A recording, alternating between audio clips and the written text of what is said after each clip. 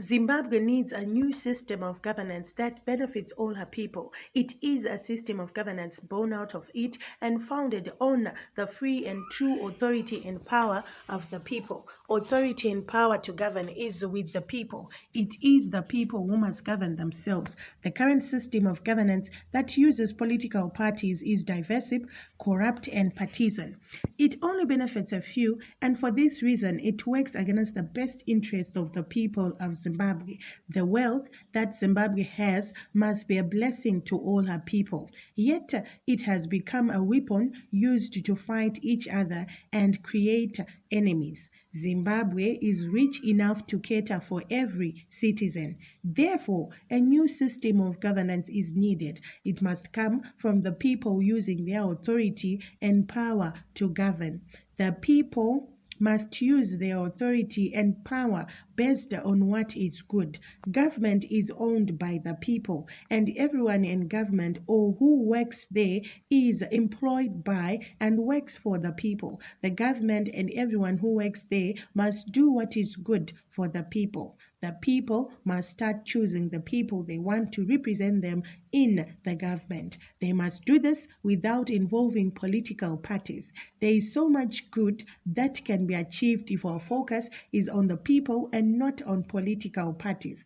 People know what they want and what is good for them, or at least they should know. Leadership everywhere must do what is good for the people they work for and are employed by.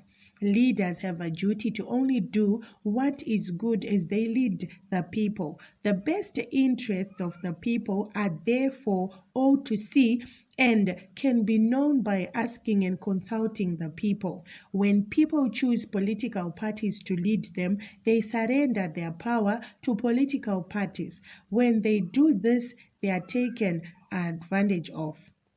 The government should not exchange freedom for national security. The crisis in Zimbabwe is whereby the Zimbabweans from all walks of life and progressive forces from across the globe are commemorating the independence of Zimbabwe from the grip of colonial rule. On April 18, 1980, the Union Jack was lowered, marking an end to the racist, fascist rule of the right-wing settler regime. Independence came after a protracted armed struggle executed at the cost of many lives and the sweat, tears, and blood of citizens in reclaiming their country, their land. The world celebrated the bold push back against imperialism and expected Zimbabwe to march towards an egalitarian society under a democratic progressive developmental state.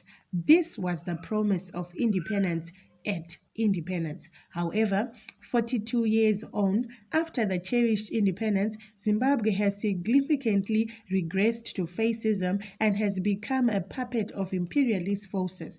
The right-wing tendencies of the current government continue to negate the liberation agenda. Government has moved into an increasingly authoritarian polity adopted a relentless neoliberal economic agenda and embarked on massive looting of national resources. Economically, the Zimbabwe country must develop, and a vision which is in sync with the liberation agenda of establishing a democratic progressive developmental state is in mind, and therefore it has become the natural vehicle for accelerating the completion of the liberation struggle. And the citizens note that reactionary forces have taken over the reins of power and are derailing the liberation project. To that end, there have been 3 crisis points that have been noted, which have to be addressed as we complete the liberation project. These are state-society relations, economic relations, and public